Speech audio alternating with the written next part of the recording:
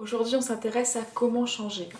Comment on fait pour modifier soit son comportement, et la plupart du temps, pour modifier son comportement et ses actions, il faut modifier ce qu'on pense de nous, notre représentation, soit de nous, soit du monde, soit de l'autre. Là, je vous donne ma vision des choses par rapport à ce que j'ai appris et ce que j'ai intégré et compris de ce qu'on m'a appris en psychomotricité et ce que je fais dans mon travail. Ce n'est pas la vérité absolue, c'est un axe de travail. Donc, comment changer? Il faut comprendre d'où l'on vient. Pour aller vers ce qu'on veut, et donc pour modifier sûrement certaines choses, il faut comprendre comment les choses se sont construites. En tout cas, ça peut être intéressant. Or, notre manière d'être en relation avec nous-mêmes, avec les autres, avec le monde, c'est profondément influencé par nos expériences. Nos expériences, notre représentation de nous, elle n'est pas donnée par avance, elles se construisent. Par exemple, une personne qui a grandi dans un environnement où ses émotions, elles étaient accueillies, elles étaient mises en mots, il va pouvoir développer une image de soi digne d'être entendu, se sentira plus en sécurité pour exprimer ses ressentis.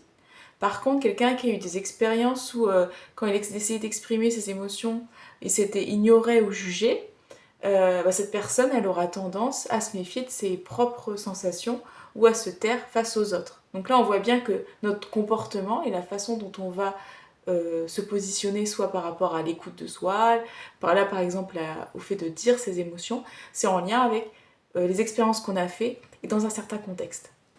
Donc pour aborder n'importe quelle problématique, pour changer un comportement, pour modifier une représentation de soi qui nous empêche d'aller plus loin par exemple, ou du monde, en psychomotricité, pour ma part, je vais me baser sur ce bloc que j'appelle Tsar, mais ça c'est Suzanne Robert-Ouvray qui développe ça, je trouve génial, cette dame.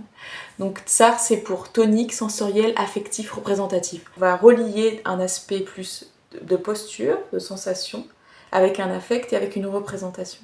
Pour faire ça, il faut que j'enrichisse et que je fasse des nouvelles expériences en lien avec un nouvel environnement, etc. Et ça va se faire dans des contextes et avec un accompagnement particulier en psychomotricité, s'enrichir de nouveau de ça. Et sinon, ça peut être aussi réparer. Réparer, ou en tout cas prendre en soin des tsars, en fait, on va dire des blocs, des représentations, même pas des représentations, en fait, c'est comme si c'était des petits reliquats de mémoire entre du tonus, une sensation et un affect qui là nous fait bugger. Dans certains cas, il y a des expériences vécues qui ont été si menaçantes pour notre système que le système il bug.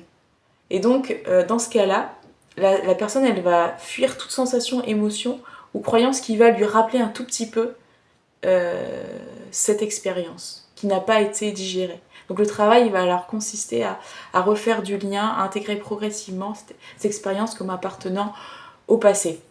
Toutes les expériences où notre intégrité physique, psychique a été mise en jeu, ce qu'on appelle des expériences psychotraumatiques, et ça va créer des bugs.